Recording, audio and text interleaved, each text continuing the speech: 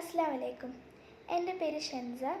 ഞാനിന്ന് പഠിപ്പിക്കാൻ പോകുന്നത് മദ്ദും ആലിം അല്ലെങ്കിൽ ടെമ്പററി മദ്. മദ്ദു ആലിം അഥവാ ടെമ്പററി മദ്. മദ്ദു ആലിം, സപ്പോസ് ഇപ്പം ഒരു വേർഡ് കിട്ടുകയാണ്, നമുക്ക് ഒരു വേർഡ് ഉണ്ടാവും, ഒരു വേർഡ്. ആ വേർഡിന് നമുക്ക് ഒരു ലെറ്റർ ആ നീട്ടാൻ സ്വാഭാവികമായിട്ട് നമുക്ക് നാച്ചുറൽ മദിൻ്റെ ഒരു 3 അക്ഷരങ്ങൾ നീട്ടാൻ കൊടുക്കുകയാണ്. അതിൻ്റെ തൊട്ടപ്പുറത്ത്, അതായത് തൊട്ട് അപ്പുറത്തുള്ള ലെറ്റർ എന്താണ്, നൂനാവുകയാണെങ്കിൽ അതിൻ്റെ ഒരു പ്രത്യേകത ഉണ്ട്. വളരെയധികം സിമ്പിളാണ്. ഒരു നൂന്, ആ നൂനിന് നമുക്ക് അലിഫ് വാവ് യാ എന്നീ അക്ഷരങ്ങൾ കൊടുത്തിട്ടുണ്ട്.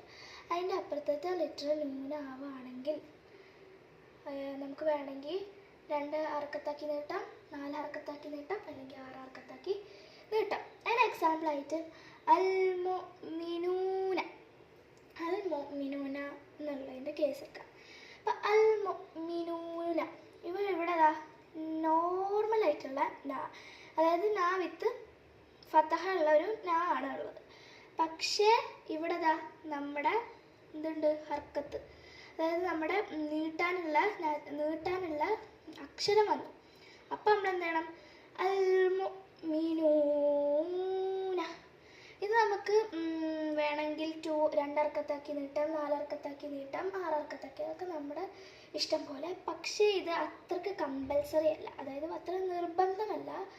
നമുക്ക് വേണമെങ്കിൽ നീട്ടിയാൽ മതി. അതായത് 2 ഹർക്കത്താക്കി നീട്ടണമെന്നും നിർബന്ധമില്ല, 4 ഹർക്കത്താക്കി നീട്ടണമെന്നും നിർബന്ധമില്ല, 6 ഹർക്കത്താക്കി നീട്ടണമെന്നും നിർബന്ധമില്ല. പക്ഷേ തജ്വീദ് നിയമം പഠിക്കുമ്പോൾ നല്ല ഭംഗിക്കൊക്കെ വേണ്ടി നമുക്ക് വേണമെങ്കിൽ നീട്ടാവുന്നതാണ്. അതായത് തൊട്ടപ്പുറത്തെ ലെറ്റർ നൂന് വരികയാണെങ്കിൽ, അതായത് ഈ അലിഫ് വാവ് യാ എന്നുള്ളതിൻ്റെ തൊട്ടപ്പുറത്ത് ലെറ്റർ നൂന് വരികയാണെങ്കിൽ അത് നമുക്ക് വേണമെങ്കിൽ 2, 4, 6 എന്നുള്ള നിലയിൽ ഹർക്കത്താക്കി നീട്ടാവുന്നതാണ്. അത് അത്ര കമ്പൽസറി അല്ല. അപ്പോൾ ഇന്നത്തെ ക്ലാസ് തീർന്നിരിക്കുന്നു. അസ്സലാമു അലൈക്കും.